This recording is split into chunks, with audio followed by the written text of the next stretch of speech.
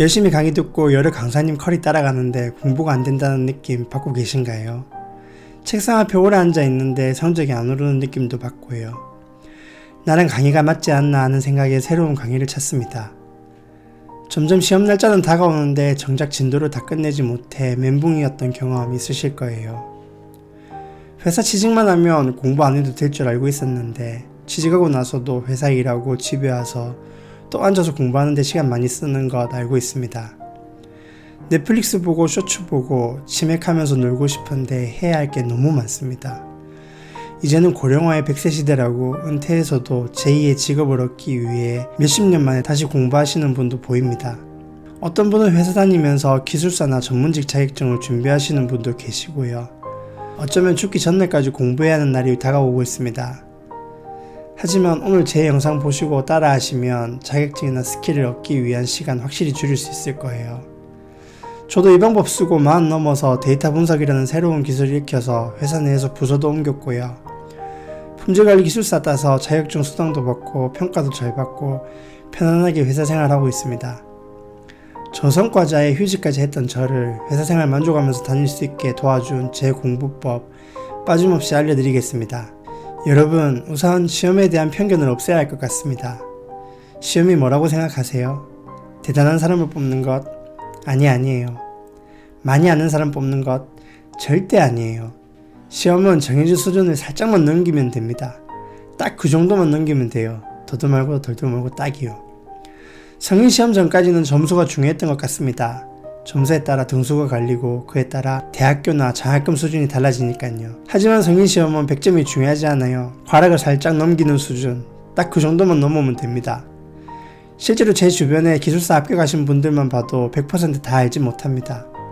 오히려 합격하고 업무하시면서 지식과 경험을 쌓는 분들 많이 봤습니다. 100점 맞기 위해 공부하시는 분들 저도 알고 있습니다. 좋죠, 멋집니다. 공부는 기술이 아니고 열정이라며 열심히 꾸준히 노력하시는 분들 봤는데 그분들 어떻게 됐냐고요? 아직도 공부 중이세요. 완벽하게 공부하기 위해서 노력한다는 말은 다시 말해 시험에 나오는 모든 부분을 다 공부한다는 말이에요. 게다가 앞으로 나올 부분까지 예상하면서 공부해야 된다는 말입니다. 그럼 무슨 문제가 있냐고요? 엄청난 문제가 있습니다. 범위가 말도 안 되게 넓어집니다. 시험에 겨우 합격할 공부에 5배, 많게는 20-30배 더 공부해야 해요. 시간이 많습니까? 지금 직장인 여러분들 결혼도 하고 육아도 하고 회사 일도 재테크도 해야 하는데 그렇게 공부해서 언제 합격하나요? 그래서 제 첫 번째 방법은 분량을 줄이는 겁니다. 시험에 합격할 정도, 딱 그 정도만 공부하시면 됩니다. 제가 합격한 품질관리 기술사를 말씀드리겠습니다. 계산 문제 빼고 암기해야 할 부분 서브노트로 요약하면 약 90페이지밖에 되지 않습니다. 그것만 외우면 합격합니다. 하지만 관련 책들 모으면 책 10권이 넘어갑니다. 분량이 말도 안 되게 많아지는 겁니다. 분량 줄이는 방법도 아주 간단한데요. 과거 10년 또는 15년의 출제 문제를 엑셀로 정리해보는 겁니다. 그러면 놀라운 걸 알게 되실 건데요. 그게 뭐냐면 나온 게 계속 반복된다는 거예요. 그렇게 자주 반복되는 것들, 주기적으로 반복되는 문제들을 모아보는 거죠. 그리고 그 답을 적는 것. 그게 여러분이 공부할 분량이 되는 겁니다. 그리고 두 번째는 더 쉽습니다. 첫 번째로 줄였던 분량을 반복하는 거예요. 성인시험은 객관식이 아니라 주관식이 많으니 머릿속에 아는 것 같은 느낌만으로는 충분하지 않습니다. 사실 분량을 줄인 목적은 공부를 적게 하고자 하는 이유도 있었지만 다른 목적이 더 컸습니다. 100% 현출, 즉 손으로 다 쓸 수 있게 하기 위한 목적인데요. 책 10권은 손으로 쓰기는 어렵잖아요. 하지만 100페이지 정도면 손으로 다 적을 수 있게 암기할 수 있을 거예요. 그렇게 반복하는 거죠. 하지만 처음부터 손으로 적을 필요는 없습니다. 왜냐하면 우린 시간이 없잖아요. 처음에는 문제를 보고 그 답을 머리로 떠올리는 정도로 하셔도 됩니다. 그걸 계속 반복하는 거죠. 그렇게 반복해서 하다 보면 점점 익숙해지는 시기가 올 거예요. 반복하다 보면 아는 것 같고 점점 내가 공부 잘한다는 느낌이 들 때가 올 거예요. 드디어 마지막 단계가 왔습니다. 여러분이 알고 있다고 생각했던 내용을 시험에 맞는 형태로 써보는 거예요. 그럼 놀라운 경험을 하실 거예요. 하나도 못 쓰실 겁니다. 실망하지 마세요. 당연한 거니까요.